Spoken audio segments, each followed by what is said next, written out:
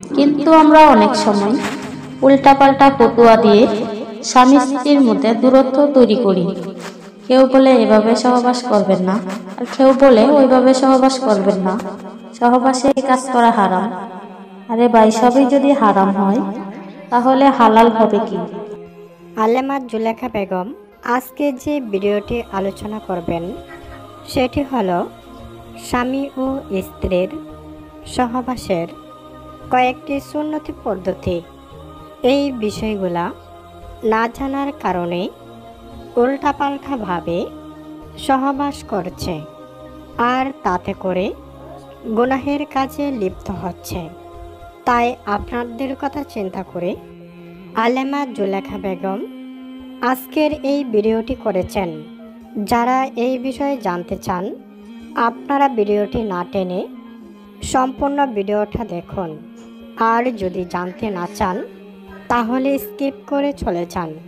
তাহলে চলুন মনোযোগ সহকারে শেষ পর্যন্ত ভিডিওটি দেখি। আউযু বিল্লাহি মিনাশ শাইতানির রাজিম।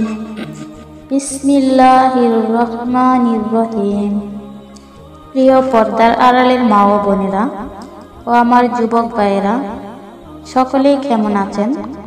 আশা করি এই মুহূর্তে যে যেখান থেকে আমার এই ভিডিওটি দেখছেন সকলে আল্লাহর রহমতে ভালোই আছেন। আপনাদেরকে ভালো রাখার জন্যই আপনাদের জন্য আরও একটি নতুন ভিডিও নিয়ে এসেছি।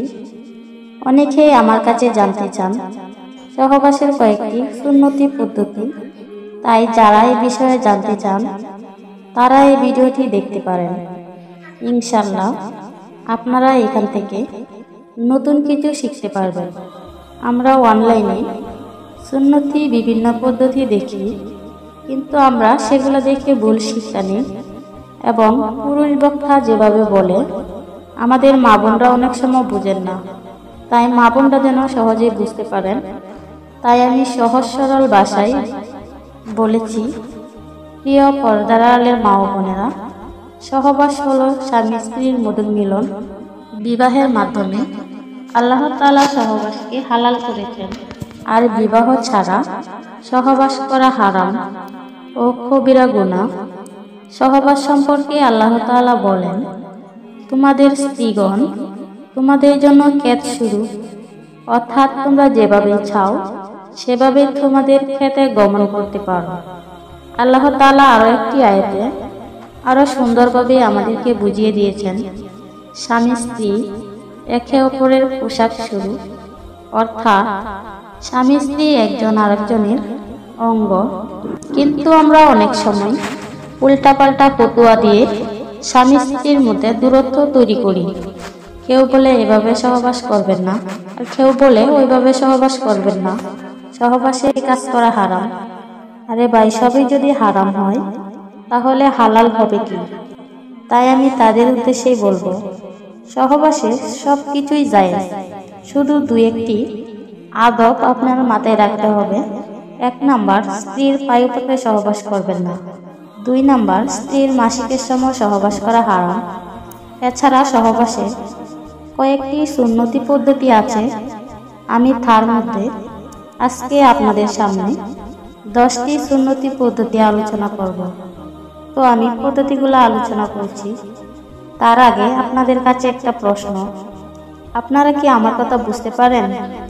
যদি বুঝতে পারেন তাহলে কমেন্টে 1 লিখুন, আর যদি না বুঝতে পারেন তাহলে কমেন্টে 2 লিখুন, আর যদি সরাসরি আমার কাছ থেকে বুঝতে চান তাহলে কমেন্টে 3 লিখুন। এবং ভিডিওর নিচে নাম্বার দেওয়া আছে, সরাসরি আমাকে কল করুন।